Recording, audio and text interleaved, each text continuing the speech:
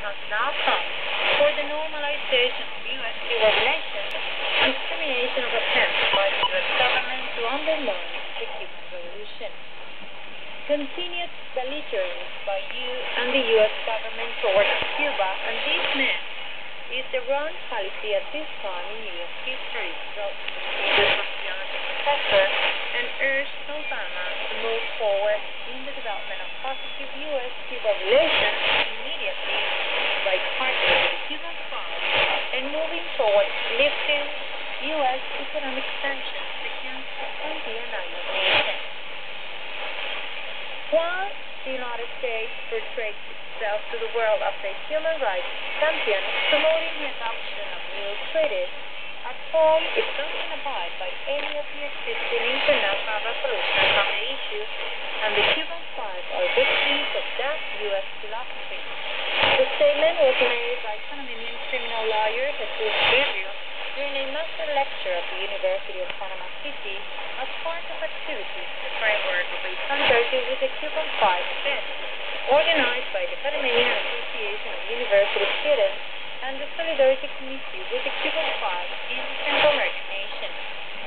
Berrios acted as prosecutor in the Panama trial against the fourth international terrorist of Cuban origin, Luis Posada Carriles, for his direct involvement in an assassination attempt against Cuban leaders of the country during Fidel's participation in the 10th Ibero-American Summit in Panama in November 2000.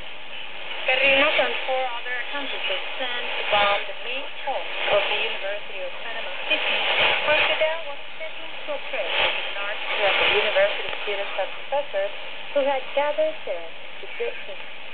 Fortunately, the terrorist plot failed, said the prestigious Panamanian lawyer, but recalled that the terrorists were later pardoned by then outgoing Panamanian President Mireya Moscow.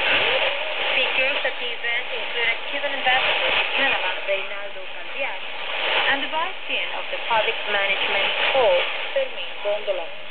Addressing those in attendance, the Cuban ambassador stressed that there are currently 314 solidarity committees with the Cuban Five in 111 nations the world over, 78 of them in Latin American and Caribbean nations. You've been listening to Radio Habana, Cuba's weekly program, Breaking the Silence. In Havana, I'm Elena Valverde.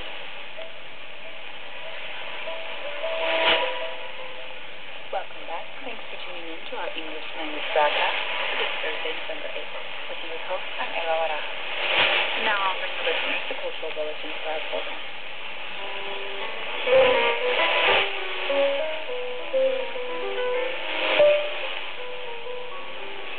And thanks for tuning in to our cultural bulletin for our English language broadcast. I'm Eva Baraja, sitting in for Liza Wilson.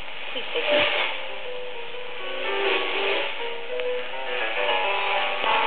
I attended the third workshop of Cuban masculinity studies this morning, which took place at the Alba Cultural House.